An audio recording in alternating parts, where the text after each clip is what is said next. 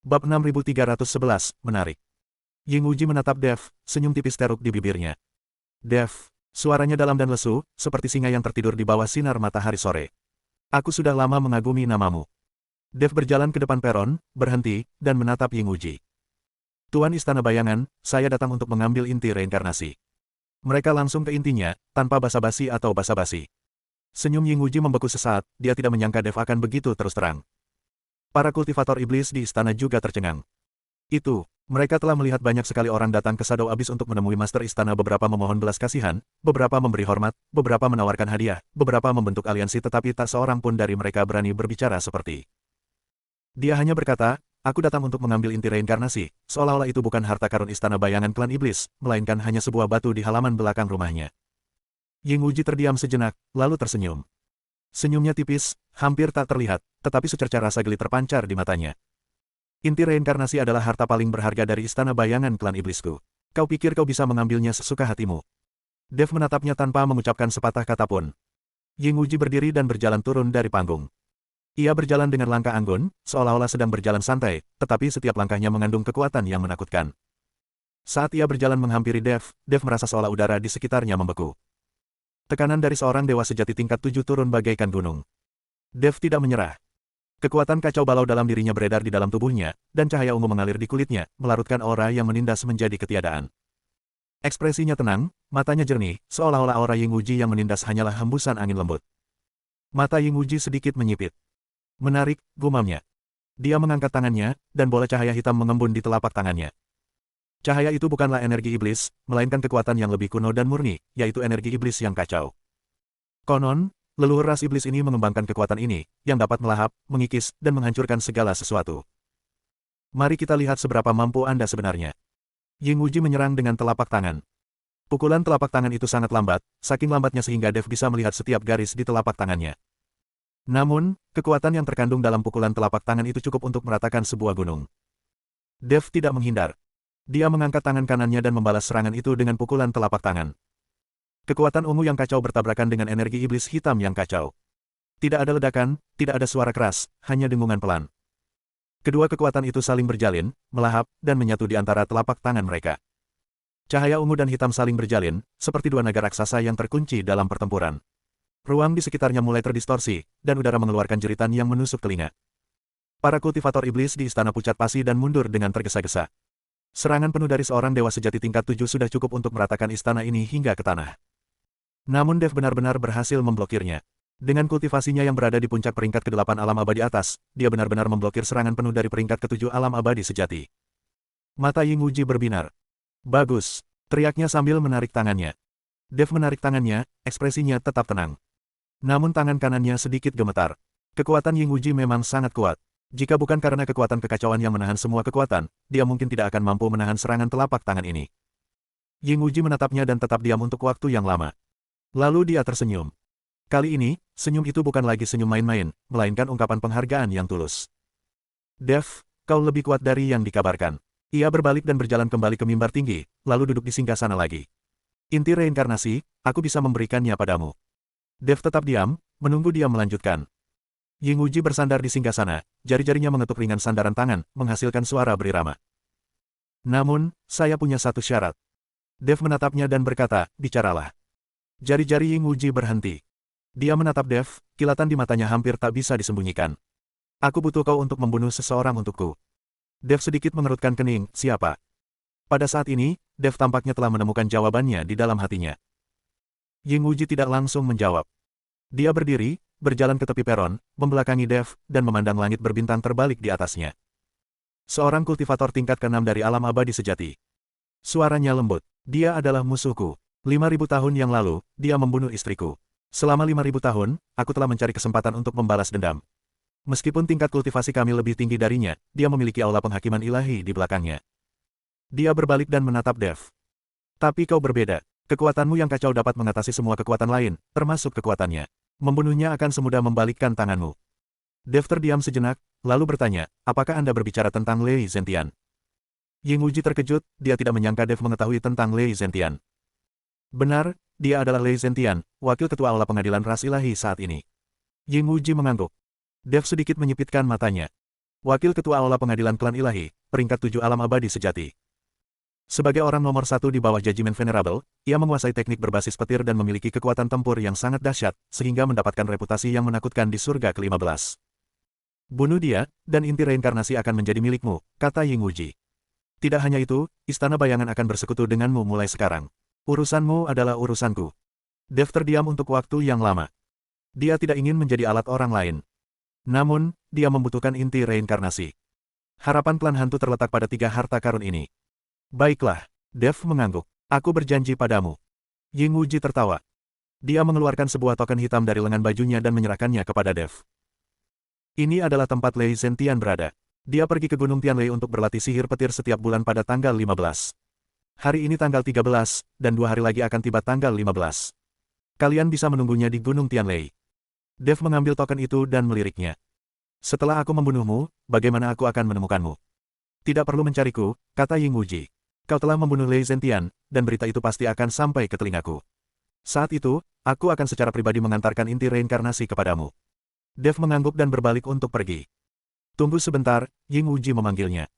Dev berhenti di tempatnya. Apakah kau tidak takut aku akan mengingkari janjiku? Tanya Ying Wuji. Dev tidak menoleh. Kamu bisa mencobanya. Lalu dia pergi. Jiang Xuelan mengikuti di belakangnya. Ying Wuji berdiri di platform tinggi, mengamati kedua sosok itu menghilang ke dalam terowongan, dan tetap diam untuk waktu yang lama. Menarik, gumamnya. Sangat menarik. Bab 6312, Asal-usul petir.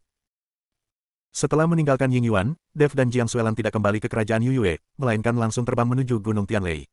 Gunung Guntur terletak di sebelah tenggara pegunungan dunia bawah, sekitar 1 hari perjalanan dari Jurang Bayangan. Dev menghitung waktu, hari ini tanggal 13, dan Lei Zentian tidak akan pergi ke Gunung Tianlei sampai tanggal 15. Mereka punya waktu 2 hari untuk membuat pengaturan terlebih dahulu. Bagaimana rencanamu untuk membunuhnya? Tanya Jiang Xuelan. Dev berpikir sejenak, Ying Wuji mengatakan bahwa Lei Zentian berlatih teknik berbasis petir dan pergi ke Gunung Tianlei pada tanggal 15 setiap bulan untuk menyerap kekuatan petir surgawi. Kau berencana menggunakan sihir petir untuk menghadapinya. Jiang Xuelan terkejut. Dev mengangguk. Jiang Xuelan meliriknya, agak terkejut, kau tahu sihir petir. Aku tahu sedikit. Dev tersenyum dan berkata, di alam surgawi, aku memakan buah petir surgawi dan memiliki esensi petir di dalam diriku. Aku juga mengetahui serangkaian teknik telapak petir, tetapi aku sudah lama tidak menggunakannya. Jiang Xuelan terdiam sejenak, lalu senyum tipis muncul di bibirnya. Sebenarnya berapa banyak hal yang kamu ketahui? Dev tersenyum tetapi tidak mengatakan apapun. Keduanya mempercepat langkah mereka dan terbang menuju Gunung Guntur. Gunung Tianlei adalah puncak terpencil yang menjulang tinggi ke awan dan diselimuti kilat sepanjang tahun. Konon, pada zaman dahulu kala, makhluk perkasa berelemen petir tewas di tempat ini. Kekuatan sisa dari petirnya telah bertahan di gunung ini selama puluhan ribu tahun, dan tidak pernah hilang. Di atas puncak gunung, awan gelap menutupi langit, dan kilat ungu, seperti naga raksasa yang tak terhitung jumlahnya, menari liar di antara awan, menyambar setiap saat dan menghanguskan serta menghancurkan bebatuan. Para kultivator biasa dapat merasakan tekanan petir yang mengerikan bahkan dari jarak 100 mil, apalagi mendekat. Jika seorang kultivator di bawah alam abadi sejati disambar petir surgawi, paling tidak mereka akan mengalami luka parah, dan paling buruk tubuh dan jiwa mereka akan hancur. Dev dan Jiang Xuelan mendarat di sebuah bukit kecil yang berjarak 100 mil dari Gunung Tianlei. Tunggu aku di sini, kata Dev. Jiang Xuelan mengerutkan kening, kau akan naik sendirian. Petir di Gunung Guntur akan membahayakanmu, kata Dev sambil menatapnya. Kekuatan Dewa Esmu tidak dapat menangkal petir, jadi mendaki ke sana akan berbahaya bagimu. Aku bisa pergi sendiri. Jiang Xuelan terdiam sejenak, lalu mengangguk. Hati-hati. Dev tersenyum, berbalik, dan terbang menuju Gunung Guntur. Semakin dekat Anda ke Gunung Tianlei, semakin sering petir menyambar. Kilat ungu menyambar dari awan, merobek udara dengan raungan yang memekakkan telinga. Kekuatan kacau Dev mengalir di seluruh tubuhnya, dan cahaya ungu menahan petir. Petir surgawi yang bahkan mampu mengubah kultivator dewa sejati menjadi abu pun tak mampu menyentuh ujung pakaiannya di hadapannya. Dia mendarat di tengah perjalanan menuju puncak Gunung Tianlei, menemukan sebuah gua terpencil, dan duduk bersila. Tersisa 2 hari lagi hingga tanggal 15. Dia ingin meluangkan waktu 2 hari untuk meninjau secara menyeluruh cara menggunakan jurus telapak petir dan mengaktifkan kembali sumber petir di dalam tubuhnya. Dia memejamkan mata dan memusatkan kesadarannya ke dalam tubuhnya. Di dalam dantiannya, pusaran kekuatan kacau berputar perlahan. Di tepi pusaran, terdapat cahaya ungu, dan kemudian kesadaran Dev memasuki galaksi kosmik. Sebagian bintang di sana redup, dan sebagian lagi terang, semuanya adalah bintang asli Dev. Salah satunya, sebuah bintang yang berkelap-kelip, adalah bintang sumber petir milik Dev, yang telah lama tidak aktif dan sudah lama tidak digunakan oleh Dev. Dev menyelidiki secerca indera ilahinya ke dalam bintang yang menjadi sumber petir tersebut. Pada saat itu juga, dia merasa seolah-olah berada di lautan petir. Kilatan petir ungu yang tak terhitung jumlahnya menari-nari liar di sekelilingnya, masing-masing mengandung kekuatan untuk menghancurkan segalanya. Namun ia tidak merasakan takut, sebaliknya, ia merasakan rasa familiar. Sumber petir dan kekuatan kacau di dalam dirinya berasal dari sumber yang sama dan keduanya mendambakan untuk menyatu. Dia mulai mengarahkan sumber petir, menariknya keluar dari dantiannya dan mengalirkannya sepanjang meridiannya. Dimanapun sumber petir lewat, garis-garis ungu tipis muncul di dinding meridian, seolah-olah telah dicap oleh petir. Pola-pola itu mengandung kekuatan petir, membuat meridiannya lebih tangguh dan lebih lebar. Sekali, 2 kali, 3 kali. Sumber petir itu beredar di dalam dirinya sebanyak 81 kali, akhirnya mencapai keseimbangan tertentu dengan kekuatan kacau yang ada di dalam dirinya. Dia membuka matanya, mengangkat tangan kanannya, dan bola petir ungu mengembun di telapak tangannya. Petir itu bukan lagi petir surgawi biasa, melainkan petir kacau yang dipenuhi dengan kekuatan kekacauan. Warnanya lebih gelap dari petir biasa, hampir hitam, dengan cahaya ungu mengalir di permukaannya, dan mengeluarkan suara gemercik. Dev mengepalkan tinjunya dan menarik kembali petir itu ke dalam tubuhnya. Sesungguhnya, kekuatan kekacauan mencakup semua hukum, dan semua kekuatan dapat diintegrasikan dan dikendalikan. Kemudian, dia mulai mengingat kembali teknik telapak tangan dari jurus telapak tangan petir. Dia mempelajari teknik telapak petir dari sebuah buku kuno di perpustakaan kota Kekaisaran Yihe ketika dia masih berada di alam surgawi. Pada saat itu, tingkat kultivasinya masih sangat lemah, dan jurus telapak petir adalah jurus pembunuh terkuatnya. Kekuatannya kini sangat berbeda dari sebelumnya, dan kekuatan jurus petirnya telah meningkat seiring dengan tingkat kultivasinya. Dia berdiri dan berjalan keluar dari gua. Guntur bergemuruh di Gunung Tianlei. Dev berdiri di puncak gunung, menghadap kilat yang mengamuk, dan mulai berlatih jurus telapak petir. Langkah pertama, kekuatan menggelegar. Dia mengayunkan telapak tangannya, dan kekuatan petir melonjak dari telapak tangannya, berubah menjadi pilar petir ungu tebal yang melesat ke langit. Sambaran petir itu berbenturan dengan kilat di langit, melepaskan raungan memekakkan telinga yang mengguncang seluruh gunung Guntur. Langkah kedua, Guntur mengguncang 9 langit. Dia mengulurkan kedua telapak tangannya secara bersamaan, dan kekuatan petir memadat menjadi tombak petir yang tak terhitung jumlahnya di depannya, melesat ke segala arah. Kemanapun tombak petir itu lewat, udara terkoyak, bebatuan hancur berkeping-keping, dan kilat di langit berhamburan. Langkah ketiga, pemusnahan Guntur surgawi. Dia menggenggam kedua tangannya, mengumpulkan semua esensi petir dan kekuatan kacau dalam tubuhnya ke telapak tangannya. Kemudian, dia perlahan membuka tangannya, dan sebuah bola cahaya ungu muncul di antara telapak tangannya. Petir menyambar di dalam bola itu, mengandung kekuatan yang cukup untuk menghancurkan sebuah kota. Dia mendorong bola cahaya itu ke langit. Bola cahaya itu melesat ke awan dan meledak dengan suara keras. Ia melahap semua petir di langit, mengubahnya menjadi pusaran ungu raksasa yang berputar selama beberapa saat sebelum perlahan menghilang. Dev menarik tangannya dan menghela napas panjang. Dia sama sekali tidak berkeringat, tetapi sumber petir di dalam dirinya telah sepenuhnya aktif. Dia bisa merasakan bahwa kendalinya atas petir telah mencapai tingkatan yang sama sekali baru. Itu saja, gumamnya. Kemudian dia kembali ke gua dan terus menunggu. Di Gunung Tianlei, petir lebih sering terjadi dari biasanya. Pada tanggal 15 setiap bulan, kekuatan Guntur di Gunung Guntur mencapai puncaknya, menjadikannya waktu terbaik untuk mengembangkan teknik Guntur. Lei Zentian akan datang ke Gunung Tianlei pada hari ini setiap bulan untuk menyerap kekuatan petir surgawi dan memurnikan sihir petirnya. Dev berdiri di puncak gunung, menatap langit di kejauhan. Dia sedang menunggu. Setelah menunggu sekitar 1 jam, sekitar selusin titik cahaya keemasan muncul di kejauhan. Titik cahaya itu semakin mendekat dan membesar, berubah menjadi sekitar selusin kultivator suci yang mengenakan jubah emas. Tingkat kultivasi mereka semuanya berada di antara peringkat kedua dan keempat alam abadi sejati, dan mereka membawa tanda-tanda balai penghakiman di pinggang mereka, memancarkan aura yang mengancam. Di barisan paling depan berdiri seorang pria jangkung, setengah baya dengan bahu lebar dan wajah yang kuat dan tegas, alis tebal dan mata besar, serta rambut pendek yang berdiri tegak seperti jarum baja. Kilat keemasan bergemuruh di sekelilingnya, dan udara dipenuhi bau terbakar. Tingkat kultivasinya adalah alam abadi sejati, tingkat 7. Lei Zentian. Bab 6313, Sihir Petir vs. Sihir Petir. Tingkat ke-7 alam abadi sejati adalah tingkatan yang lebih tinggi daripada tingkat ke-6 alam abadi sejati yang diceritakan Ying Wuji kepadanya. Si rubah tua Ying Wuji itu benar-benar tidak mengatakan yang sebenarnya. Atau mungkin kekuatan Lei Zentian telah meningkat. Tapi apapun yang terjadi, sekarang dia sudah di sini, Dev tidak akan menyerah. Dev sedikit menyipitkan matanya. Dia berdiri di puncak gunung, menyaksikan Lei Zentian memimpin sekitar selusin kultivator suci mendarat di Gunung Guntur. Lei Zentian sangat berhati-hati. Dia akan datang ke Gunung Tianlei pada tanggal 15 setiap bulan, tetapi setiap kali dia akan membawa sekitar selusin orang untuk mencari area dalam radius 100 mil dari Gunung Tianlei untuk memastikan tidak ada penyergapan sebelum dia memulai kultivasinya. Bentuknya tetap tidak berubah selama 5.000 tahun. Berpencar, cari. Ya, sekitar selusin kultivator tingkat dewa berpencar dan mencari di Gunung Guntur. Tak lama kemudian, seorang kultivator tingkat dewa melihat Dev. Pak, ada seseorang di sini. Lei Zentian mengerutkan kening dan melangkah mendekat. Dia melihat seorang pemuda berjubah biru berdiri di puncak gunung, wajahnya tenang dan matanya jernih, kultivasinya hanya berada di puncak peringkat ke-8 alam abadi atas. Dia memiliki pedang yang tergantung di pinggangnya, dengan beberapa retakan pada bilahnya, membuatnya tampak seperti kultivator liar biasa. Lei Zentian sedikit menurunkan kewaspadaannya. Baginya, seorang kultivator sesat di puncak peringkat ke-8 alam abadi atas tidak lebih rendah dari seekor semut. Siapa kau? Beraninya kau menerobos masuk ke Gunung Tianlei. Suaranya bagaikan guntur, mengguncang bebatuan gunung. Dev berbalik menghadapnya. Dev. Lei Zentian menyipitkan matanya. Dia pernah mendengar nama itu. Di arena api surgawi, dia melukai Jin Huan dengan parah hanya dengan satu pukulan, membuat wakil klan dewa terpental dengan satu serangan telapak tangan, dan mengucapkan satu kalimat yang membuat semua kultivator klan dewa ketakutan hingga melarikan diri dalam kekacauan. Dalam 2 hari terakhir, namanya menjadi buah bibir di seluruh surga ke-15. Namun, dia tidak menyangka bahwa Dev hanyalah seorang kultivator sesat di puncak peringkat ke-8 alam abadi atas.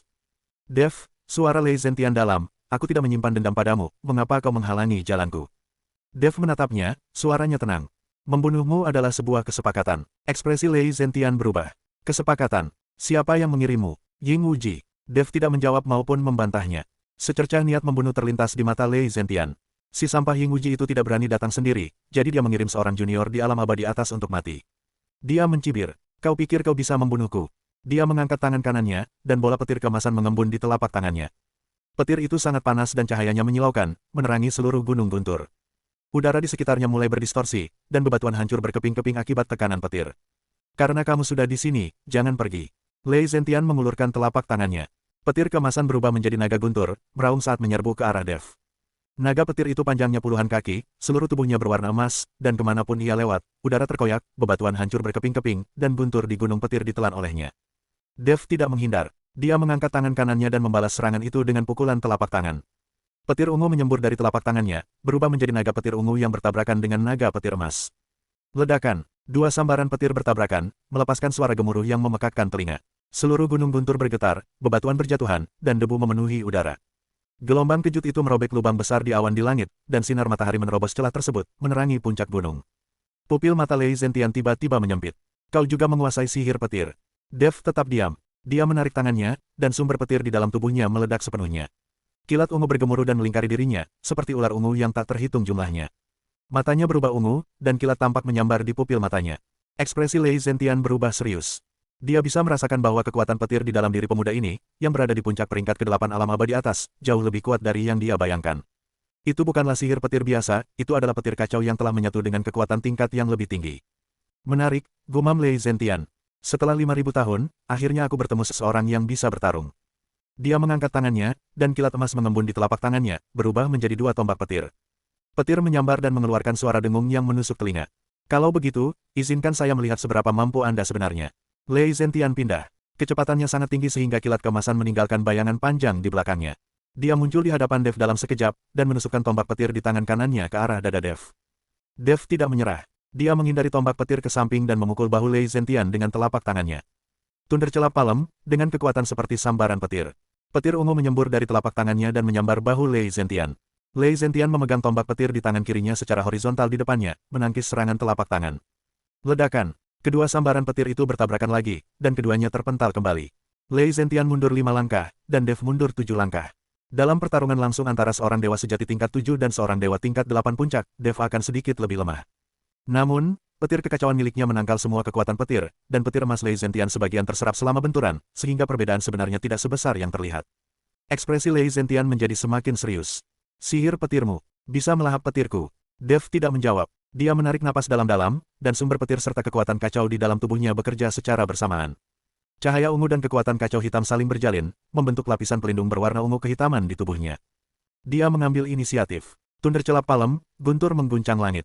Dia mengayunkan telapak tangannya, dan kekuatan petir berubah menjadi tombak petir yang tak terhitung jumlahnya, melesat ke arah Lei Zentian. Setiap tombak petir mengandung kekuatan petir kacau, cukup untuk menembus kekuatan spiritual pelindung seorang ahli alam abadi sejati. Lei Zentian mendengus dingin dan melepaskan kedua telapak tangannya, membentuk perisai petir emas di depannya. Perisai itu memiliki 5 lapisan, yang masing-masing mengandung kekuatan petir yang mengerikan. Tombak petir menghantam perisai. Lapisan pertama rusak. Lapisan kedua hancur berkeping-keping. Lantai 3, lantai 4, lantai 5 tombak petir menembus ke-5 lapisan perisai, tetapi kekuatannya juga habis, lenyap di depan Lei Zentian.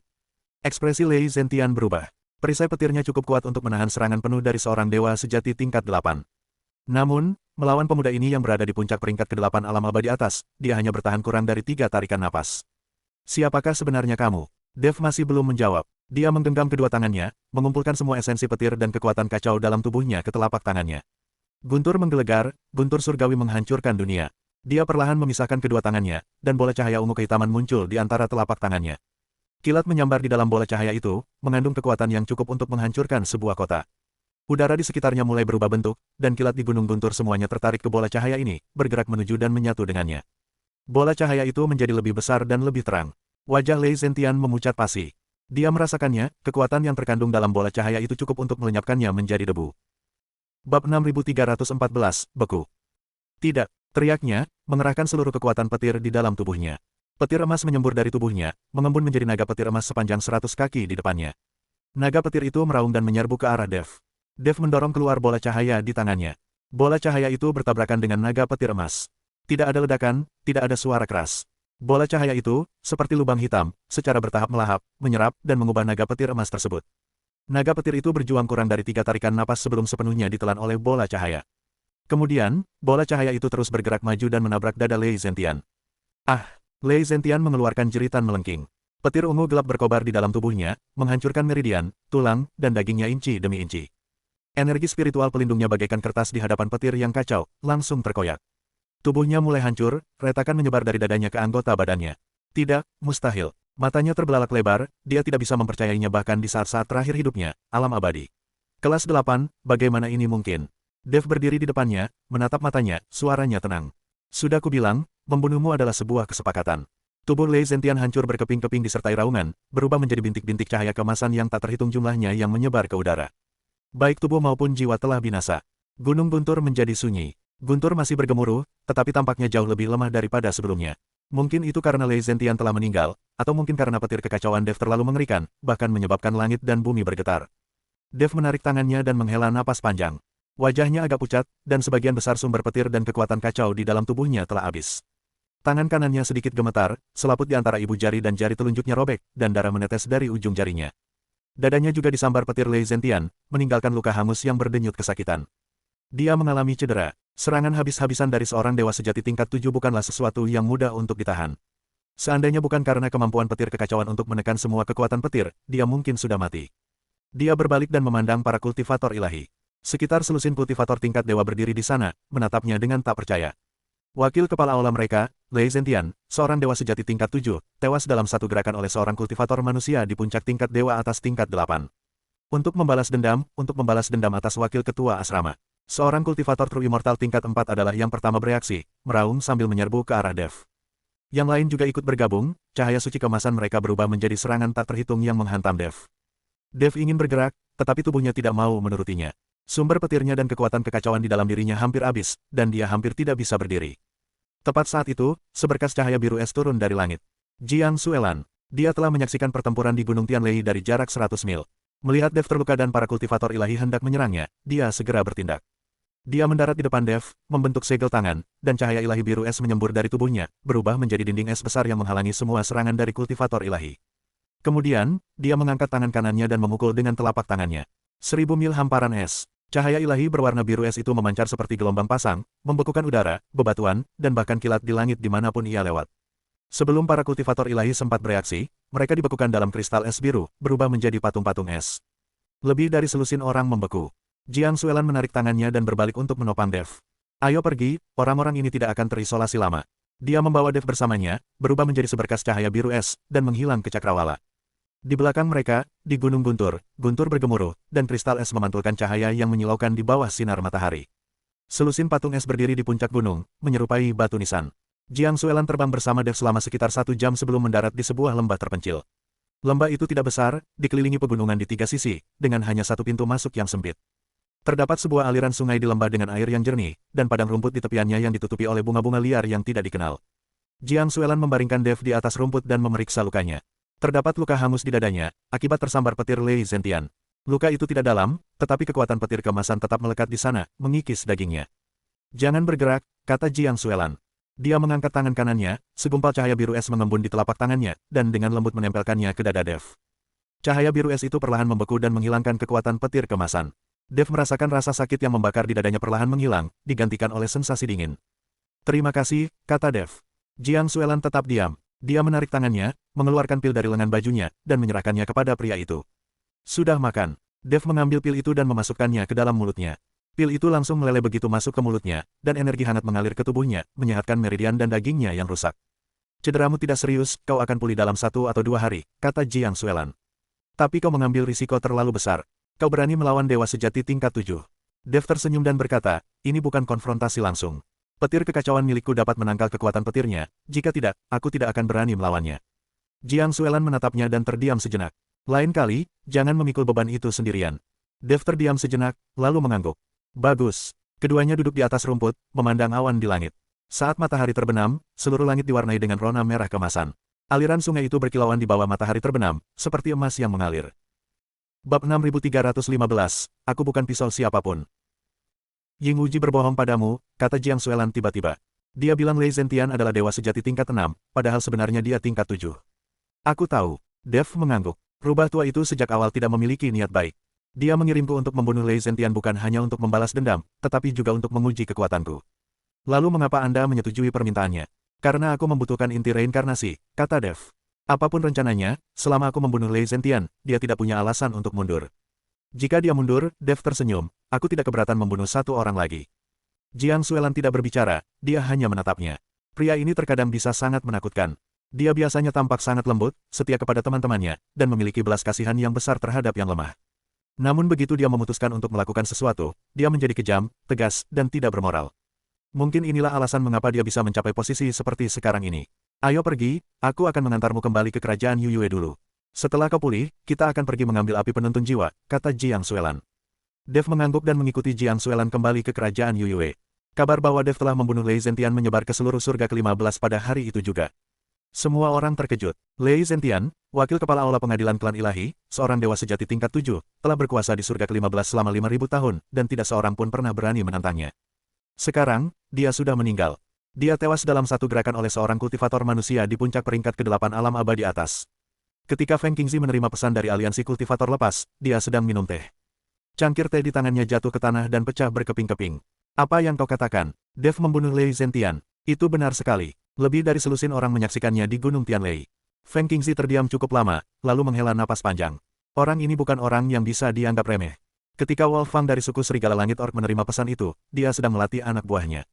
Dia meletakkan kapak perangnya, terdiam sejenak, lalu tersenyum. Bagus sekali, Dev. Aku sudah mengincar si bajingan tua Lei Zentian itu sejak lama.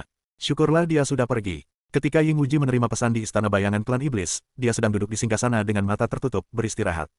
Dia membuka matanya, cahaya kompleks berkelebat di dalamnya. Lei Zentian, apakah dia sudah mati? Mati. Dibunuh oleh Dev dalam satu gerakan. Ying Wuji terdiam lama, lalu tersenyum. Senyum itu mengandung rasa senang, kekaguman, dan sedikit kekhawatiran. Dev memang hebat, gumamnya. Dia bahkan lebih kuat dari yang kubayangkan. Dia berdiri dan berjalan ke bagian terdalam dari jurang bayangan. Di sana terdapat sebuah ruangan rahasia, tempat harta paling berharga dari Istana Bayangan Klan Iblis, inti reinkarnasi, diabadikan. Itu adalah sebuah manik-manik seukuran kepalan tangan, berwarna hitam pekat, dengan pola perak yang mengalir di permukaannya, seperti sungai yang berkelok-kelok. Manik-manik tersebut mengandung kekuatan reinkarnasi dan merupakan kunci untuk membuka jalan reinkarnasi. Ying Wuji mengambil inti reinkarnasi dari ruangan rahasia dan memegangnya di telapak tangannya. Dev, aku harap kita tidak akan menjadi musuh di masa depan. Dia bergumam pada dirinya sendiri, lalu berjalan keluar dari ruangan rahasia itu. Keesokan harinya, Ying Wuji secara pribadi mengantarkan inti reinkarnasi ke kerajaan Yuyue. Dia berdiri di gerbang kota, memandang kota kuno bawah tanah yang bobrok itu, emosi yang kompleks terpancar di matanya.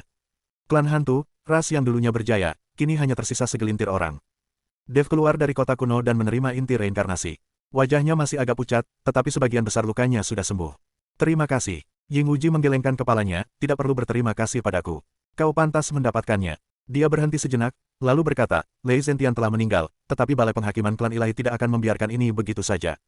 Yang mulia penghakiman adalah orang yang pendendam. Kalian harus berhati-hati. Dev mengangguk, saya tahu. Ying Wuji berbalik untuk pergi, lalu berhenti. Dev, jika kau membutuhkan bantuan di masa mendatang, kau bisa datang ke Shadow Abyss untuk menemuiku. Gerbang Istana Bayangan akan selalu terbuka untukmu.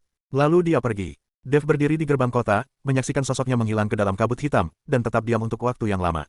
Apa maksudnya? Jiang Xuelan berjalan ke sisinya. Untuk memenangkan hatiku, kata Dev. Dia melihat kekuatanku dan ingin membawaku ke pihaknya. Apakah kamu akan pergi? Dev menggelengkan kepalanya, tidak. Aku bukan pisau siapapun. Dia berbalik dan berjalan kembali ke kota kuno itu. Di belakangnya, Yun Kuan dan Yun Si berdiri di pintu masuk aula dewan, memandang inti reinkarnasi di tangannya, mata mereka dipenuhi air mata kegembiraan. Satu barang. Ada dua barang lagi. Api penuntun jiwa bersemayam di suku Serigala Langit Orc. Lampu dunia bawah berada di aula penghakiman para dewa. Dev mengangkat kepalanya, memandang kabut hitam dan cahaya bulan di atas. Besok, kita akan pergi ke suku Sirius. Jiang Suelan mengangguk. Yunsi membuka mulutnya seolah ingin mengatakan sesuatu, tetapi pada akhirnya dia hanya berkata, hati-hati. Dev tersenyum, berbalik, dan berjalan masuk ke aula batu.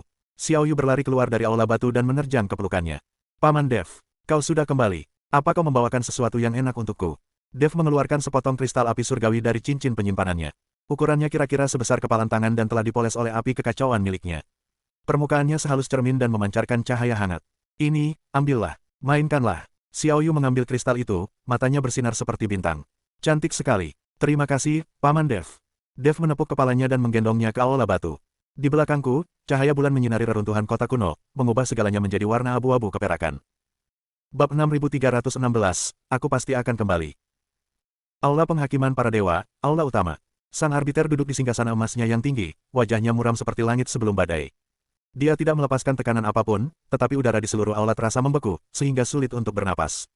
Di tengah aula utama, lebih dari selusin kultivator suci sedang berlutut. Mereka berpakaian compang camping dan dipenuhi luka, mereka adalah orang-orang yang melarikan diri dari Gunung Tianlei. Segel es 1000 mil milik Jiang Suelan hanya menjebak mereka kurang dari 1 jam sebelum kristal es itu hancur berkeping-keping. Namun Dev dan Jiang Suelan sudah pergi, jadi mereka hanya bisa menyelinap kembali ke aula penghakiman. Lei Zentian telah meninggal. Suara yang mulia penghakiman terdengar tenang, sangat tenang hingga membuat bulu kuduk merinding. Kultivator alam abadi sejati tingkat 4 yang berlutut di depan gemetar seluruh tubuhnya, dahinya menempel erat ke tanah, tidak berani mengangkat kepalanya. Ya, Tuan Istana. Dia terbunuh dalam satu gerakan oleh Dev itu. Aula utama benar-benar sunyi. Lei Zentian, seorang dewa sejati tingkat 7, adalah wakil kepala aula dari aula penghakiman. Dia telah berkuasa dan mendominasi di surga ke-15 selama 5000 tahun, dan tidak seorang pun pernah berani menantangnya. Sekarang, dia sudah mati. Tewas dalam satu gerakan oleh seorang kultivator manusia di puncak peringkat ke-8 alam abadi atas. Hakim itu terdiam cukup lama. Lalu dia tersenyum. Senyum itu samar, sangat samar hingga hampir tak terlihat, tetapi semua orang merasakan hawa dingin yang menjalar dari telapak kaki hingga puncak kepala mereka. Bagus sekali, Dev. Suaranya tetap tenang. Bagus sekali, Ying Wuji. Ia bangkit dan turun dari singgasana. Jubah emasnya terseret di tanah, berdesir lembut. Dia berjalan menghampiri sekitar selusin kultivator itu dan menatap mereka dari atas. Kau melihat dia membunuh, tapi kau tidak ikut campur. Tuan Istana, kami telah bergerak. Tetapi kaki tangan Dev, seorang wanita berbaju putih, membekukan kami semua dengan teknik berbasis es, kami.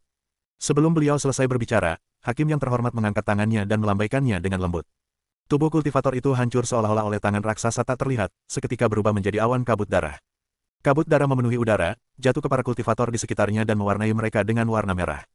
Tak seorang pun berani bergerak, tak seorang pun berani mengeluarkan suara. Lei Zentian sudah mati, tetapi kau masih hidup. Suara wasit tetap tenang, ini adalah kehormatan bagi Anda. Tetapi saya tidak suka melihat hal yang tidak bermutu. Dia berbalik dan berjalan kembali ke singgasana. Sampaikan perintah ini. Mulai hari ini, setiap kekuatan di surga ke-15 yang berani bekerja sama dengan Dev adalah musuh balai penghakiman saya. Bunuh tanpa ampun. Bunuh Dev di tempat. Kepalanya bernilai sebuah artefak ilahi. Ya, jawab para kultivator suci di aula itu serempak. Sang arbiter memejamkan matanya dan bersandar di singgasananya. Ying Wuji, kau pikir aku tak bisa berbuat apa-apa padamu hanya karena kau menggunakan orang lain untuk membunuhmu. Gumamnya, setelah kita berurusan dengan Dev, kau akan menjadi yang berikutnya. Dekrit dari balai penghakiman menyebar ke seluruh 15 surga pada hari itu juga. Setelah menerima kabar tersebut, Feng Qingzi terdiam untuk waktu yang lama. Kemudian, ia membakar isi surat larangan itu dan berkata kepada murid-muridnya, kita tidak tahu apa-apa tentang masalah Dev. Tidak ada yang bertanya kepada kita tentang hal itu. Setelah menerima kabar tersebut, Wolf Fang dari suku Serigala Langit Manusia Hewan mencibir, apa itu balai penghakiman? Beraninya mereka ikut campur dalam urusan suku Serigala Langitku. Dia merobek larangan itu hingga berkeping-keping. Setelah menerima pesan tersebut, Ying Wuji, dari Istana Bayangan Klan Iblis, hanya tersenyum. Dia berkata kepada Shadow Killer, Judgment Venerable sedang terburu-buru. Ketika dia terburu-buru, dia membuat kesalahan. Sementara itu, faksi-faksi yang lebih kecil mendapati diri mereka dalam dilema. Mereka tidak berani menyinggung balai penghakiman, maupun Dev, monster yang membunuh seorang dewa sejati tingkat 7 dalam satu gerakan. Dalam sekejap, arus bawah dari surga ke-15 melonjak, bahkan lebih dahsyat daripada nyala api dari lubang api surgawi. Ruang Dewan Kerajaan Yuyue. Ekspresi Yun Kuan bahkan lebih serius dari sebelumnya. Dia meletakkan dekrit dari balai pengadilan di atas meja dan menatap Dev. Tuan Dev, pengadilan telah mengeluarkan perintah pembunuhan terhadap Anda. Selain itu, mereka telah memperingatkan semua pihak untuk tidak bekerja sama dengan Anda. Dev mengambil surat larangan itu, meliriknya, dan tidak mengatakan apapun. Suku Sirius. Yun Kuan ragu sejenak, meskipun mereka tidak secara terang-terangan mengabaikan larangan aula penghakiman, api penuntun jiwa adalah harta mereka yang paling berharga. Dalam situasi saat ini, mereka mungkin tidak bersedia meminjamkannya. Dev meletakkan kembali larangan itu di atas meja dan berdiri. Aku akan pergi melihatnya. Yunsi berjalan mendekat dan menarik lengan bajunya, cederamu belum sembuh sepenuhnya. Dev tersenyum dan berkata, aku hampir pulih sepenuhnya. Lagi pula, kali ini kita tidak akan bertarung, kita akan bernegosiasi. Tidak akan ada bahaya. Yunsi menggigit bibirnya dan tidak melepaskannya. Kamu selalu mengatakan itu. Dev menatap matanya dan berkata dengan sungguh-sungguh, aku berjanji padamu, aku pasti akan kembali. Yunsi terdiam sejenak sebelum akhirnya melepaskan tangannya. Kalau begitu, berhati-hatilah. Dev mengangguk, berbalik, dan berjalan keluar dari ruang dewan. Jiang Xuelan mengikuti di belakangnya. Keduanya berubah menjadi garis-garis cahaya dan terbang menuju arah suku serigala langit manusia hewan. Bab 6317, aku tidak bisa memberikannya padamu. Suku Sirius terletak di bagian utara pegunungan dunia bawah, di dataran luas yang tandus. Tidak ada tembok kota, tidak ada istana, hanya tenda-tenda dan rumah-rumah yang tak terhitung jumlahnya yang terbuat dari kulit binatang, tersebar di tanah tandus seperti gugusan jamur putih. Para orc tidak menyukai kemewahan, arsitektur mereka sederhana dan praktis. Namun kesederhanaan bukan berarti kelemahan. Suku Sirius mampu bertahan selama puluhan ribu tahun di surga ke-15 bukan karena tembok kotanya, tetapi karena kekuatannya. Dev dan Jiang Xuelan mendarat di depan kamp suku Tianlang. Beberapa prajurit orc mendekat, memegang kapak dan tombak tulang, mengamati mereka dengan waspada. Siapakah dia? Dev, datanglah menemui pemimpinmu. Ekspresi para prajurit orc berubah secara bersamaan. Nama Dev menjadi berita utama di 15 Heaven selama 2 hari terakhir ini. Kisah tentang melukai Jin Huan dengan parah hanya dengan satu pukulan di arena api surgawi dan membunuh Lei Zentian dengan satu gerakan di Gunung Guntur Surgawi telah lama dikenal oleh suku serigala surgawi. Kumohon tunggu sebentar. Seorang prajurit orc berbalik dan berlari ke dalam perkemahan. Sesaat kemudian, seorang pria orc bertubuh kekar muncul dari perkemahan. Ia mengenakan jubah kulit serigala dan memiliki 3 bekas luka berdarah di wajahnya. Ia adalah Wolf Fang, seorang jenderal terkenal dari suku Sirius. Saudara Taois Dev. Wolf Fang melangkah mendekat, menyatukan kedua tangannya sebagai salam, sudah lama tidak bertemu. Pemimpin mendengar Anda ada di sini dan secara khusus mengutus saya untuk menyapa Anda. Dev membalas salam itu dengan menyatukan kedua tangannya, terima kasih atas bantuan Anda. Wolf Fang memimpin Dev dan Jiang Xuelan melewati perkemahan dan menuju tenda besar di tengahnya. Di sepanjang jalan, para prajurit orc berhenti dan memandang Dev dengan campuran kompleks antara kekaguman, rasa ingin tahu, dan sedikit keinginan untuk bertarung. Saudara Taois Dev, apakah Anda membunuh Lei Zentian? Tanya Wolf Fang tiba-tiba. Mata Wolf Fang berbinar, bagus. Aku sudah lama mengincar bajingan tua itu. Dia seenaknya berkeliaran di wilayah suku Sirius hanya karena Judgment Venerable mendukungnya. Jika bukan karena pemimpinnya menghentikanku, aku pasti sudah melawannya sejak lama. Dev tersenyum tetapi tidak mengatakan apapun. Mengingat kekuatan Wolf Fang, dia mungkin akan terbunuh oleh Lei Zentian dalam satu gerakan. Tenda utamanya sangat besar, cukup untuk menampung 100 orang. Penutup tenda itu terbuat dari kulit binatang, disulam dengan kepala serigala emas besar, yang merupakan totem suku Sirius. Wolf Fang mengangkat tirai, saudara Taois Dev, silakan.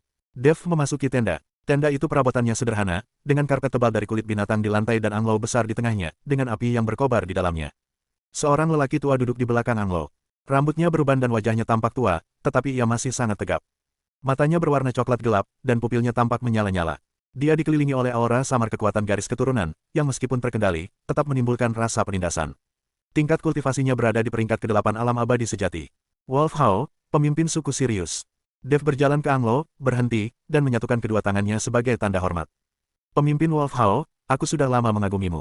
Lang Hao menatapnya dan terdiam sejenak. Lalu dia tersenyum. Senyum itu tulus, seperti angin di tanah tandus. Dev, kau lebih muda dari yang kubayangkan. Dia berdiri, berjalan menghampiri Dev, dan menatapnya dari atas ke bawah. Puncak peringkat ke-8 alam abadi atas, membunuh Lei Zentian, peringkat ke-7 alam abadi sejati, dalam satu gerakan. Bagus sekali, kau punya kemampuan. Dev tersenyum dan berkata, aku beruntung. Lang Hao tertawa terbahak-bahak, keberuntungan. Lei Zentian telah mengkultivasi teknik petir selama ribuan tahun.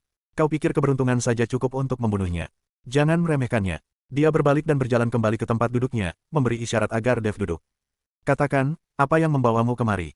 Dev tidak duduk. Dia berdiri di sana, menatap Lang Hao, dan berkata, aku datang untuk mengambil api penuntun jiwa.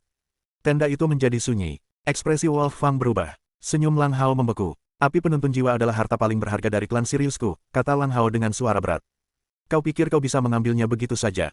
Dev menatapnya, suaranya tenang. Aku tahu, itulah mengapa aku rela menukarkan sesuatu untuk itu.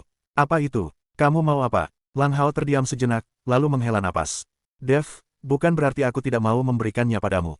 Api penuntun jiwa, tidak bisa digunakan sekarang. Dev sedikit mengerutkan kening, mengapa? Lang Hao berdiri, berjalan ke bagian belakang tenda, dan mengangkat tirai. Mari ikut saya. Di balik tirai terdapat sebuah tenda kecil, jauh lebih kecil daripada tenda utama di luar, tetapi didekorasi dengan lebih indah. Di tengah tenda terdapat ranjang batu, dan di atas ranjang batu itu terbaring seorang lelaki tua.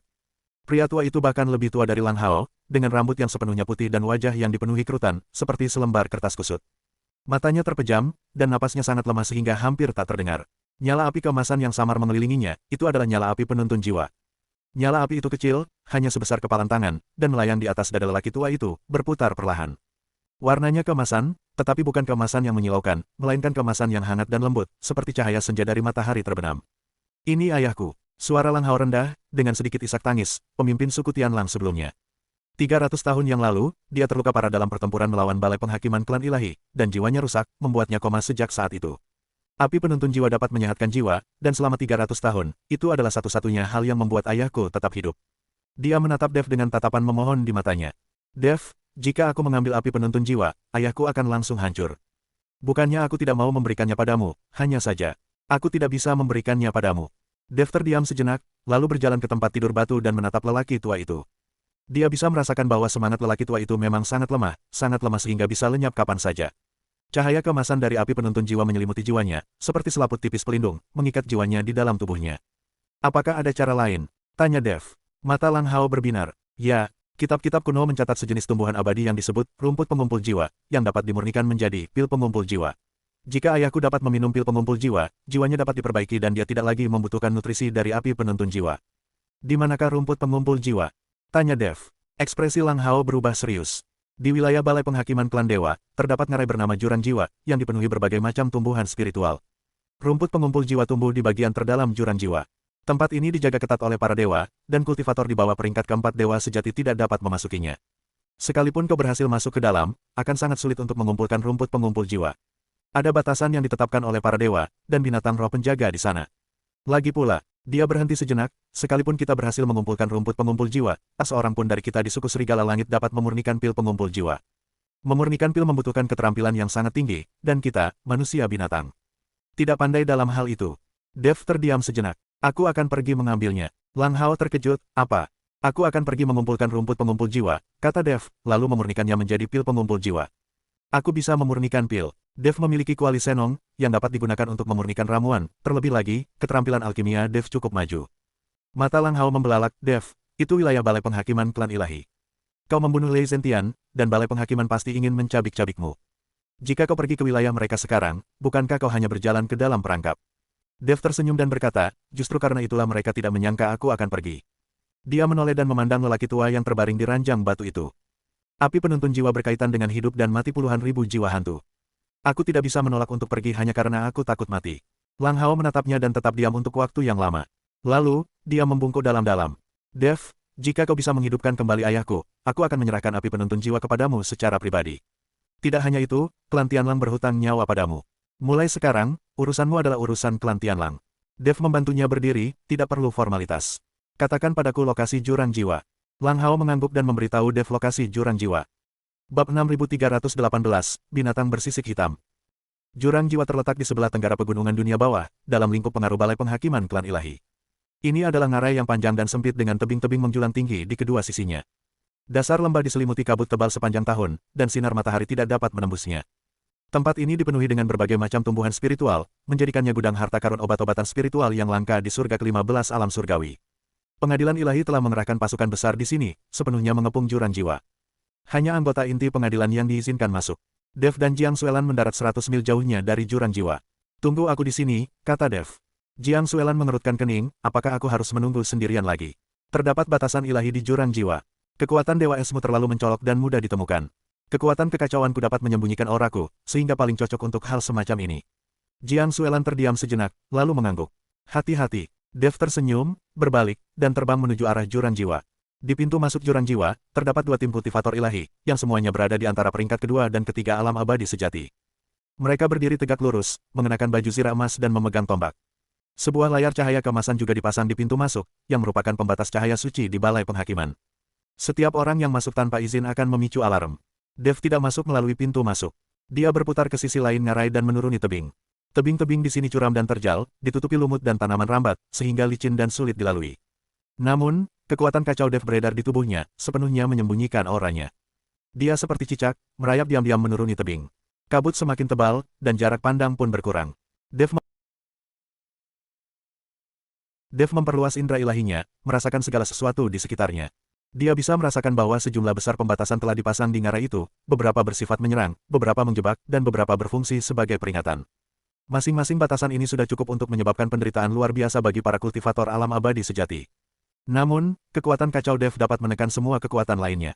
Dia memusatkan kekuatan kekacauan di ujung jarinya, dengan lembut menyentuh tepi pembatas, dan menghancurkannya sedikit demi sedikit. Tidak ada suara, tidak ada cahaya, batasan-batasan itu runtuh tanpa suara di hadapannya seperti istana pasir. Lapisan pembatasan pertama adalah pembatasan alarm. Setelah diaktifkan, semua penjaga jurang jiwa akan mengetahui bahwa seseorang telah melakukan penyusupan. Kekuatan kacau Dev bagaikan gunting tak terlihat, memotong benang-benang energi spiritual yang membatasinya satu persatu.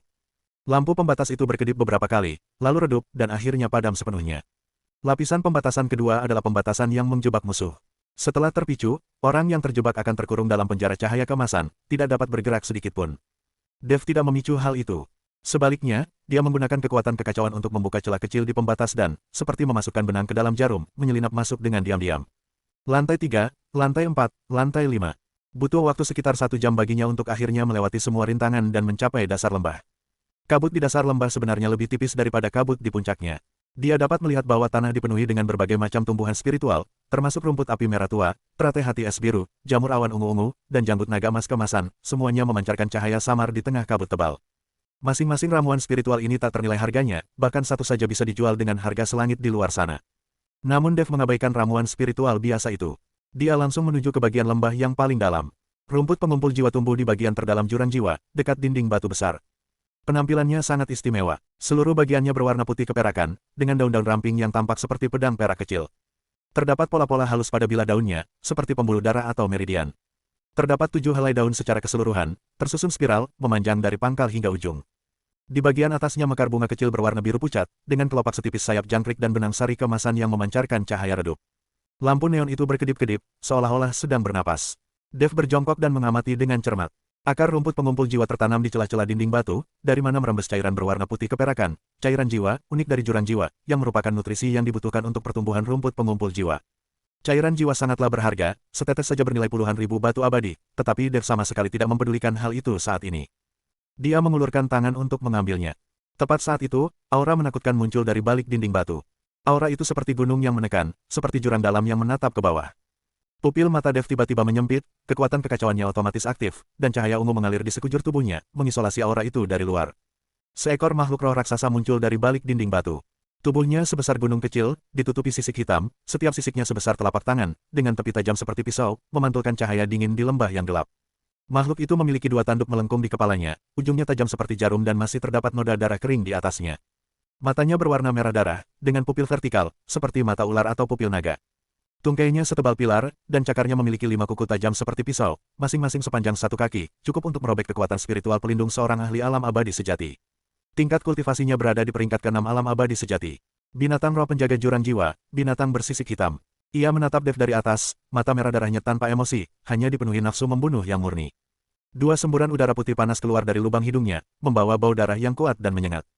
Ia membuka mulutnya lebar-lebar, memperlihatkan deretan gigi tajam, setiap giginya seperti belati, tersusun rapat. Lalu, terdengar raungan yang memekakkan telinga.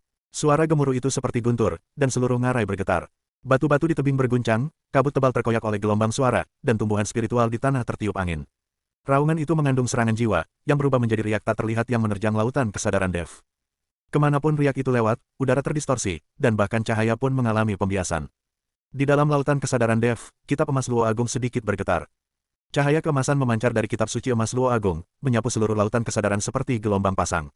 Riak-riak jiwa ilahi yang tak terlihat itu bertabrakan dengan cahaya keemasan, seperti es dan salju bertemu dengan matahari yang terik, langsung menguap dan lenyap. Dev bahkan tidak berkedip. Secerca kegelisahan terpancar di mata makhluk bersisik hitam itu. Ia merasakan bahwa ada sesuatu dalam pikiran manusia ini yang membuatnya takut. Serangan jiwanya cukup untuk membuat seorang dewa sejati tingkat 5 kehilangan kesadaran seketika, tetapi manusia ini bahkan tidak bergeming. Namun, mereka tidak mundur. Ia adalah penjaga jurang jiwa, dan misinya adalah membunuh semua penyusup. Selama ribuan tahun, ia telah membunuh banyak sekali kultivator yang berani memasuki jurang jiwa, termasuk manusia, iblis, manusia binatang, dan monster. Tidak seorang pun bisa keluar hidup-hidup setelah terjebak dalam cakarnya. Ia menerkam Dev. Ia bergerak secepat kilat. Meskipun tubuhnya sangat besar, gerakannya sangat lincah. Ia mengambil satu langkah dan melesat dari jarak 10 zang ke depan Dev.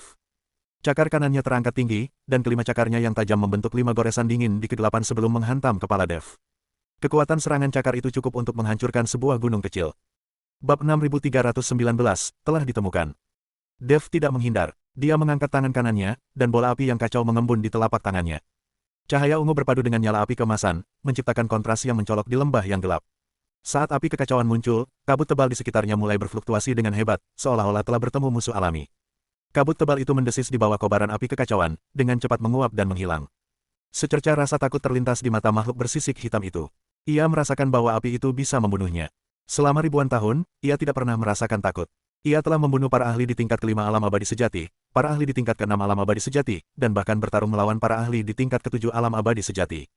Meskipun tidak dapat mengalahkan mereka, nyawanya tidak dalam bahaya. Namun pada saat ini, ia merasakan ancaman kematian. Namun sudah terlambat baginya untuk mundur.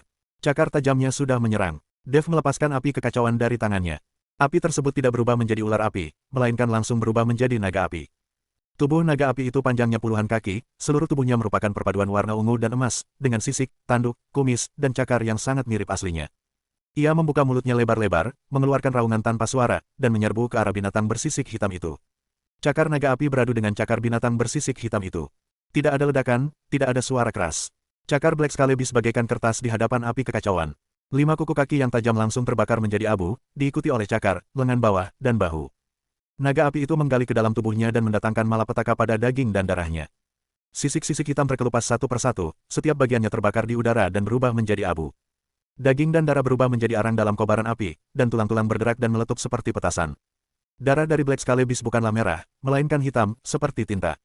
Darah hitam itu menguap oleh api yang berkobar segera setelah mengalir keluar, dan bau menyengat yang kuat memenuhi udara. Makhluk bersisik hitam itu mengeluarkan tangisan yang memilukan. Jeritan itu dipenuhi rasa sakit, ketakutan, dan keputusasaan.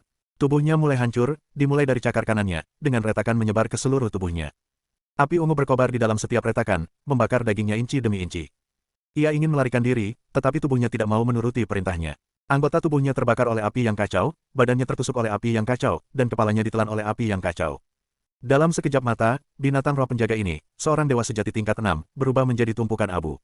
Abu tersebut jatuh ke tanah, bercampur dengan tanah yang hangus, sehingga keduanya tidak dapat dibedakan satu sama lain. Dev memadamkan api, berjongkok, dan dengan hati-hati memetik rumput pengumpul jiwa. Dia tidak berani menggunakan kekerasan, karena takut merusak akar rumput. Dia menyelimuti jari-jarinya dengan kekuatan kekacauan, dengan lembut mencubit akar rumput, dan perlahan menariknya ke atas. Akar dari rumput pengumpul jiwa sangat dalam, sekitar 1 kaki panjangnya, dengan akar-akar kecil yang lebat dan rumit yang menyerupai bola benang sutra berwarna putih keperakan. Dia mencabut seluruh tanaman itu dan menyimpannya di dalam cincin penyimpanannya. Lalu dia berdiri, siap untuk pergi. Tepat saat itu, dia mendengar langkah kaki. Seseorang telah menerobos masuk ke jurang jiwa. Cepat, beritahu para tetua, tutup semua jalan keluar. Jangan biarkan dia lolos. Dev mendongak dan melihat puluhan titik cahaya keemasan muncul di atas ngarai. Itu adalah cahaya suci para kultivator ilahi, yang sangat menyilaukan di tengah kabut tebal. Mereka menemukan bahwa penghalang itu telah jebol dan mengikuti jejak tersebut hingga ke dasar lembah. Dev tetap tenang. Dia berdiri di dasar lembah, menunggu orang-orang itu turun. Kelompok pertama yang menyerbu turun adalah 10 kultivator ras ilahi di peringkat kedua alam abadi sejati. Mereka mengenakan baju zirah emas dan memegang pedang panjang. Begitu melihat Dev, mereka langsung menyerangnya tanpa mengucapkan sepatah kata pun. Membunuh. Ke-10 orang itu menyerang secara bersamaan, dan cahaya suci kemasan berubah menjadi 10 pancaran pedang, menebas ke arah Dev. Dev mengangkat tangan kanannya dan memukul dengan telapak tangannya. Kekuatan ungu yang kacau itu berubah menjadi pilar cahaya, menelan ke-10 pancaran pedang tersebut. Sinar cahaya itu terus melaju ke depan, bertabrakan dengan ke-10 kultivator suci tersebut. Tubuh mereka seperti dihantam gunung, langsung terlempar ke belakang dan menabrak dinding batu, menyemburkan darah. 2 orang pingsan di tempat, sementara 8 orang lainnya berusaha berdiri, mata mereka dipenuhi rasa takut. Gelombang kedua terdiri dari 20 kultivator alam abadi sejati, ras ilahi tingkat 3. Mereka lebih kuat dan lebih terkoordinasi daripada kelompok pertama.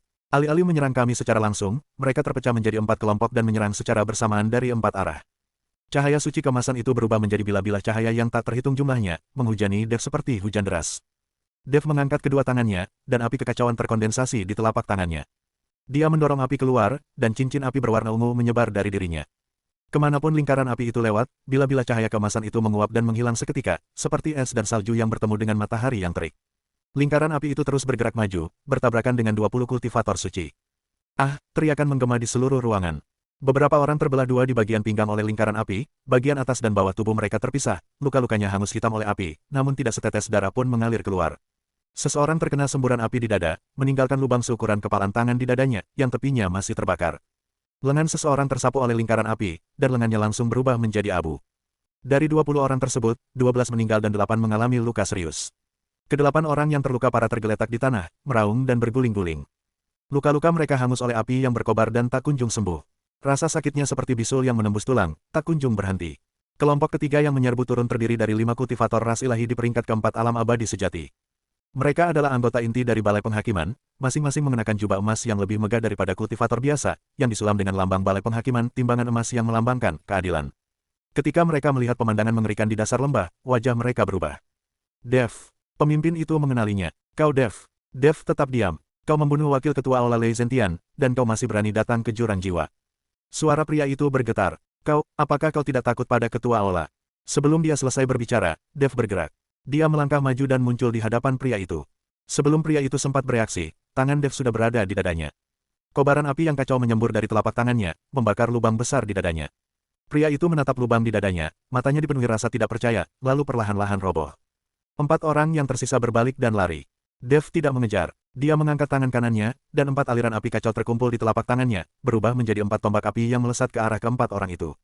Tombak api itu secepat kilat, langsung mengejar ke-4 pria itu, masuk dari punggung mereka dan keluar dari dada mereka. Ke-4 orang itu terjatuh bersamaan.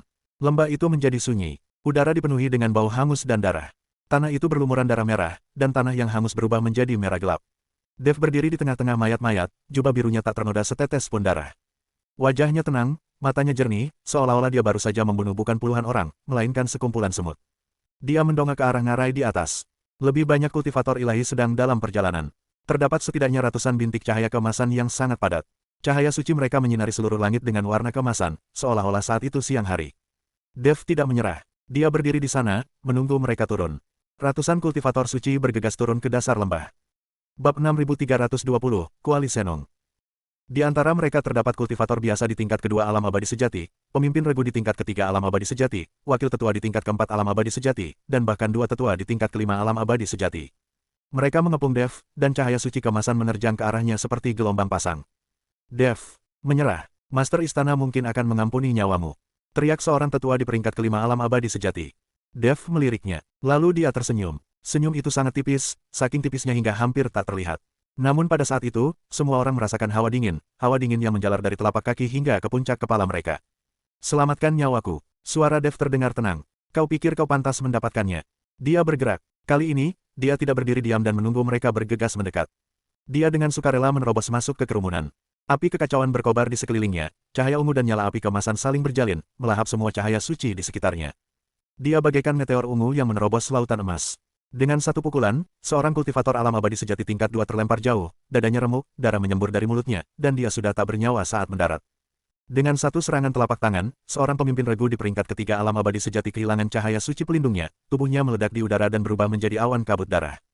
Dengan jentikan jarinya, semburan api kacau menembus kepala seorang tetua di tingkat keempat alam abadi sejati. Matanya membelalak tak percaya, dan dia mati dalam ketidakpercayaan. Dia tidak menggunakan pedangnya, pedang pembunuh naganya masih dalam masa pemulihan dari kerusakan. Namun jari-jarinya berubah menjadi pedang, dan api yang kacau itu mengembun menjadi cahaya pedang. Kemanapun dia lewat, para kultivator ilahi berjatuhan seperti gandum yang dipanen. 1, 2, 3, 10, 20, 30. Dalam waktu kurang dari yang dibutuhkan sebatang dupa untuk terbakar, sebagian besar dari ratusan kultivator ilahi telah tumbang. Orang-orang yang tersisa akhirnya menyerah. Lari, lari. Dia bukan manusia. Dia iblis. Tolong. Mereka berbalik dan berlari, bergegas melarikan diri menuju puncak ngarai. Seseorang terjatuh ke tanah dan diinjak-injak oleh orang di belakangnya. Mereka berteriak sekali lalu terdiam. Beberapa di antara mereka terdorong ke belakang teman-teman mereka untuk bertindak sebagai perisai sementara mereka mati-matian mendaki ke atas. Dev tidak melanjutkan. Dia berdiri di tengah-tengah mayat-mayat, mengamati sosok-sosok yang melarikan diri dalam kekacauan, matanya tidak menunjukkan belas kasihan, tidak ada kesenangan, hanya ketidakpedulian yang tenang. Dia berbalik dan berjalan menuju tepi ngarai. Kabar tentang Soul Abyss sampai ke Balai Penghakiman pada hari itu juga. Sang arbiter duduk di singgasananya, mendengarkan laporan bawahannya, wajahnya semakin muram. Apa yang kau katakan? Dev menerobos ke jurang jiwa. Membunuh binatang roh penjaga. Membunuh lebih dari 100 kultivator kita. Ya, Tuan Istana. Kultivator yang berlutut di tanah itu gemetar seluruh tubuhnya, dahinya menempel di tanah, tidak berani mengangkat kepalanya. Mengapa dia pergi ke jurang jiwa? Dia mengambil rumput pengumpul jiwa. Hakim itu menyipitkan matanya. Rumput pengumpul jiwa. Itulah bahan utama untuk memurnikan pil pengumpul jiwa. Pemimpin tua suku Sirius telah koma selama 300 tahun, dan tetap hidup berkat api penuntun jiwa. Dev mengumpulkan rumput pengumpul jiwa, memurnikannya menjadi pil pengumpul jiwa, menghidupkan kembali pemimpin lama, lalu meminum api penuntun jiwa. Dia tiba-tiba mengerti semuanya. Sungguh Dev yang hebat. Suaranya tenang, sangat tenang hingga membuat bulu kuduk merinding. Sungguh Yingwuji yang hebat. Sungguh Lang Hao yang hebat. Dia berdiri dan turun dari singgasana. Jubah emas panjang itu terseret di tanah, mengeluarkan suara gemerisik. Dia berjalan menghampiri biksu yang sedang berlutut dan menatapnya. Bagaimana dengan batasan jurang jiwa? Batasan-batasan itu diwariskan dari zaman kuno, dan bahkan seorang ahli alam abadi sejati tingkat 7 pun tidak bisa melewatinya. Bagaimana dia, seorang abadi tingkat 8 puncak, bisa melewatinya? Bawahanmu tidak tahu. Sang wasit terdiam sejenak. Kekuatan kekacauan, gumamnya. Kekuatan kekacauannya dapat menekan semua kekuatan lainnya. Dia berbalik dan berjalan kembali ke singgasana.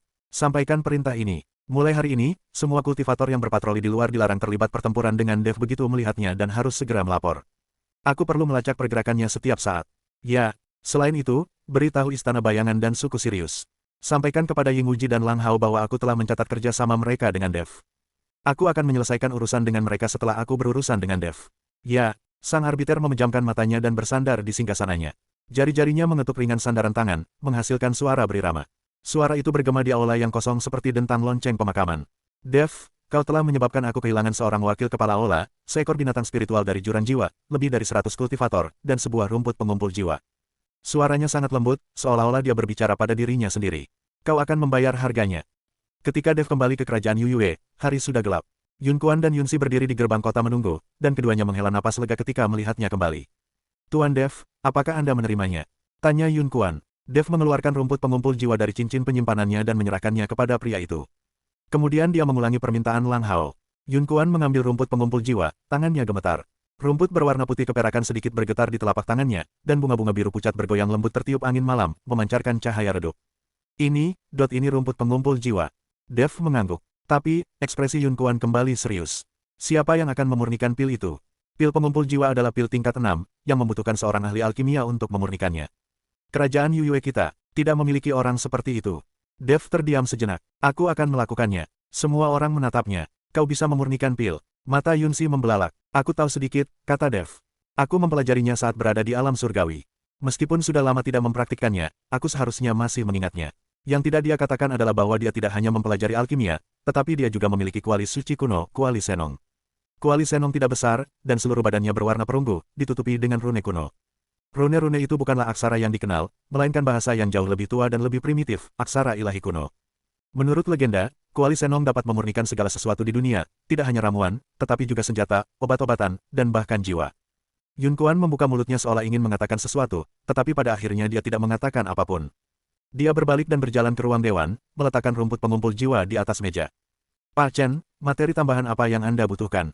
Saya akan menyiapkannya. Dev berpikir sejenak lalu membacakan daftar ramuan obat, 3 rumput api merah, 2 teratai hati es, 1 jamur awan ungu, 1 janggut naga emas, dan 1 tetes susu roh 10.000 tahun. Yun Kuan mencatat semuanya dan berbalik untuk bersiap. Dev menemukan sebuah sudut di ruang dewan dan duduk bersila. Dia mengeluarkan tungku pil dari cincin penyimpanannya dan meletakkannya di depannya. Senong Ding, kuali Senong. Saat memandang kuali itu, Dev merasakan campuran emosi yang kompleks. Kuali ini telah bersamanya selama bertahun-tahun, dari alam fana ke alam surgawi, dari alam surgawi ke alam surgawi, dan dari alam surgawi ke alam surgawi. Dia selalu membawanya bersamanya, tetapi tidak pernah menggunakannya di alam surgawi. Dia meletakkan kuali Senong di depannya dan memasukkan rumput pengumpul jiwa dan bahan-bahan tambahan ke dalam tungku satu persatu. Bab 6321, orang ini tidak sederhana. Saat rumput pengumpul jiwa dimasukkan ke dalam tungku, rune pada kuali Senong tiba-tiba menyala, dan cahaya kemasan menerangi seluruh aula dewan. Rune-rune itu tampak hidup, terlepas dari kuali dan berputar serta menari di kehampaan sebelum menyatu dengan ramuan spiritual di dalamnya. Dev memejamkan matanya dan menuangkan kekuatan kekacauan ke dalam kuali Senong. Kekuatan kekacauan berubah menjadi api ungu, membakar di dalam kuali. Rune pada kuali Senong memperkuat, memurnikan, dan memadatkan kekuatan api kekacauan, mengendalikan suhu dan intensitas api secara tepat dalam kisaran yang paling sesuai. Dev menyelidiki kuali itu dengan indera ilahinya, merasakan perubahan pada setiap ramuan spiritual. Rumput pengumpul jiwa perlahan meleleh dalam api, dan cairan putih keperakan mengalir di dalam kuali seperti aliran perak. Cairan merah dari rumput api merah, cairan biru dari teratai hati es, cairan ungu dari jamur awan ungu, cairan emas dari janggut naga emas, dan cairan putih susu dari susu roh 10.000 tahun semuanya bertemu, menyatu, saling tolak, dan saling tarik di dalam kuali. Dev dengan cermat mengontrol suhu dan intensitas api, menghilangkan kotoran dari ramuan tersebut sedikit demi sedikit dan secara bertahap memadukan khasiat obatnya. Alkimia adalah seni yang rumit dan tidak memberi ruang untuk kesalahan. Jika suhunya terlalu tinggi, ramuan obat akan terbakar. Jika suhunya terlalu rendah, khasiat obat tidak dapat terintegrasi sepenuhnya. Berbagai jenis tumbuhan obat membutuhkan suhu yang berbeda untuk dicampur. Rumput api merah membutuhkan suhu tinggi untuk meleleh, teratai hati es membutuhkan suhu rendah untuk mempertahankan khasiat obatnya, jamur awan ungu perlu direbus dengan api kecil, dan janggut naga emas perlu dimasak dengan api besar. Indra ilahi Dev merasakan semua perubahan ini, dan api kekacauan miliknya memenuhi semua kebutuhan tersebut. Dia seperti seorang konduktor, mengarahkan ramuan-ramuan dalam kuali untuk menyatu selangkah demi selangkah sesuai dengan ritme dan melodi yang telah ditentukan. 1 jam telah berlalu. 2 jam telah berlalu. 3 jam kemudian, kuali Senong tiba-tiba mengeluarkan suara yang jernih dan nyaring. Suara itu, seperti denting lonceng dan genta, atau raungan naga, bergema di aula dewan, bertahan lama. 9 pancaran cahaya keemasan secara bersamaan keluar dari 9 lubang di tutup tungku. Pancaran-pancaran itu saling berjalin dan berputar di ruang hampa, akhirnya berubah menjadi bunga teratai emas. Bunga teratai mekar perlahan, kelopaknya terbuka satu persatu. Di dalam benang sari bunga, sebuah pil berwarna putih keperakan melayang di udara, berputar perlahan. Pil pengumpul jiwa. Pil itu seluruhnya berwarna putih keperakan, dengan pola kemasan samar yang mengalir di permukaannya, menyerupai urat bumi atau lintasan bintang-bintang. Aromanya samar-samar seperti obat, aroma yang menyegarkan dan membangkitkan semangat. 1 hirupan membuat Anda merasa segar, 2 hirupan membuat Anda merasa benar-benar jernih pikirannya, dan 3 hirupan membuat Anda merasa energi spiritual di dalam tubuh Anda bergembira. Dev mengulurkan tangan dan menangkap pil itu, lalu menghela napas panjang. Sudah selesai. Yun Kuan dan Yun Si berdiri di samping, tercengang. Mereka tidak memahami alkimia, tetapi mereka dapat merasakan bahwa kekuatan yang terkandung dalam pil itu cukup untuk menghidupkan kembali orang yang sekarat. Tuan Dev, suara Yun Kuan bergetar, Anda benar-benar telah berhasil. Dev tersenyum dan memasukkan pil itu ke dalam botol giok. Besok, kita akan pergi ke suku Sirius. Keesokan harinya, Dev kembali membawa pil pengumpul jiwa ke suku Sirius. Lang Hao secara pribadi menyambut mereka di pintu masuk kamp. Matanya penuh dengan harapan, dan sedikit rasa gugup. Dia tidak tidur semalaman, menunggu kabar dari Dev. Dev, apakah kamu benar-benar berhasil? Dev menyerahkan botol giok itu kepadanya. Lang Hao mengambil botol giok itu, tangannya gemetar. Dia menarik napas dalam-dalam, berbalik, dan masuk ke dalam tenda. Dev mengikuti di belakangnya. Di atas ranjang batu, kepala suku tua itu tetap tidak sadarkan diri. Api penuntun jiwa perlahan berputar di atas dadanya, cahaya kemasannya hangat dan lembut. Wajah pemimpin tua itu pucat pasi seperti kertas, napasnya sangat lemah hingga hampir tak terdengar, dan dadanya hampir tidak naik turun. Kedua tangannya terkatup di atas perutnya, jari-jarinya layu dan kurus, dan kukunya menghitam. Koma selama 300 tahun telah menyebabkan tubuhnya memburuk secara ekstrim. Seandainya bukan karena api penuntun jiwa yang menyejukkan jiwanya, dia pasti sudah hancur total sejak lama. Lang Hao mengeluarkan pil pengumpul jiwa dari botol giok dan memasukkannya ke mulut kepala suku tua itu. Eliksir tersebut langsung meleleh begitu masuk ke dalam mulut. Cairan berwarna putih keperakan itu mengalir dari tenggorokan pemimpin tua itu dan masuk ke perutnya. Setelah beberapa saat, alis pemimpin tua itu sedikit berkedut. Kemudian, kelopak matanya mulai bergetar, dan bulu matanya sedikit berkedut, seperti kupu-kupu yang mengepakkan sayapnya. Air mata Lang Hao langsung menggenang. Ayah. Jari pemimpin tua itu berkedut. Kemudian, kelopak matanya perlahan terbuka. Itu adalah mata tua, keruh dan lelah, dengan bagian putih kekuningan dan pupil yang redup. Namun di mata itu, ada cahaya yang telah ditekan selama 300 tahun nyala api kehidupan, keinginan untuk hidup, dan keterikatan pada dunia ini. Tatapannya berkeliling tenda sebelum akhirnya tertuju pada wajah Lang Hao. Hao suaranya sangat serak hingga hampir tak terdengar, seperti amplas yang digosok. Ayah. Lang Hao bergegas ke ranjang batu, menggenggam tangan ayahnya, dan menangis terseduh-seduh. Air matanya jatuh ke tangan ayahnya, setiap tetesnya terasa sangat panas. Pemimpin tua itu menatap putranya, senyum tipis teruk di bibirnya. Bibirnya pecah-pecah dan mengelupas, dan senyumnya mempertegas kerutan di wajahnya, membuatnya tampak seperti selembar kertas kusut. Kenapa kau menangis? Aku, sudah bangun sekarang. Suaranya sangat lembut, hampir tak terdengar, tetapi setiap kata bagaikan palu berat yang menghantam hati Lang Hao. Dev berdiri di samping, mengamati pemandangan ini, dan perasaan hangat meluap di hatinya. Dia berbalik dan berjalan keluar dari tenda. Lang Hao mengikuti, menyeka air matanya, berjalan menghampiri Dev, dan membungkuk dalam-dalam. Dev, aku tak bisa mengungkapkan rasa terima kasihku yang sebesar-besarnya. Mulai hari ini, suku Tianlang berhutang nyawa padamu. Bukan hanya aku, tetapi seluruh suku Tianlang berhutang nyawa padamu. Dev mendukungnya, jangan lakukan ini. Api penuntun jiwa. Lang Hao mengangguk, berbalik, dan berjalan masuk ke dalam tenda. Sesaat kemudian, dia keluar sambil memegang bola api emas. Api penuntun itu berputar perlahan di telapak tangannya, hangat dan lembut. Warnanya keemasan, tetapi bukan keemasan yang menyilaukan, melainkan keemasan yang hangat dan lembut, seperti cahaya senja matahari terbenam, seperti tatapan seorang ibu. Ambillah, kata Lang Hao. Jiwa ayahku telah dipulihkan dan dia tidak membutuhkannya lagi. Dev mengambil api penuntun jiwa, terasa hangat di tangannya, seperti memegang seberkas sinar matahari. Dia bisa merasakan bahwa api itu mengandung kekuatan reinkarnasi yang dahsyat, yang merupakan kunci untuk membuka jalan reinkarnasi. Terima kasih. Lang Hao menggelengkan kepalanya, seharusnya kami yang berterima kasih padamu.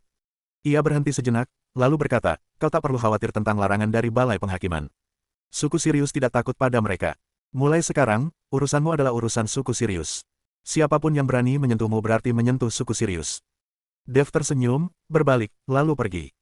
Di belakangnya, Lang Hao berdiri di pintu masuk kamp, mengawasi punggungnya tanpa bergerak untuk waktu yang lama. Orang ini ditakdirkan untuk menjadi orang besar, gumamnya. Kemudian dia berbalik dan masuk ke dalam tenda untuk menemui ayahnya. Di dalam tenda, kepala suku tua itu sudah bisa duduk tegak. Dia bersandar di sandaran kepala tempat tidur, menatap Lang Hao yang masuk, matanya penuh kasih sayang. Hao siapa orang itu tadi? Lang Hao duduk di samping tempat tidur dan menggenggam tangan ayahnya. Namanya Dev. Dialah yang menyelamatkanmu. Pemimpin tua itu terdiam sejenak, lalu mengangguk. Sampaikan salamku padanya. Saya akan. Kepala suku tua itu memandang ke arah pintu masuk tenda dan hampir bisa melihat pemuda berjubah biru itu. Orang ini tidak sederhana, gumamnya. Lang Hao tidak berbicara, tetapi hanya menggenggam tangan ayahnya dengan erat. Di luar tenda, matahari terbenam mewarnai seluruh lahan tandus dengan rona merah kemasan. Perkemahan suku Sirius berdiri sunyi di bawah matahari terbenam, seperti raksasa yang sedang tidur. Namun semua orang tahu bahwa raksasa itu telah terbangun. Bersambung.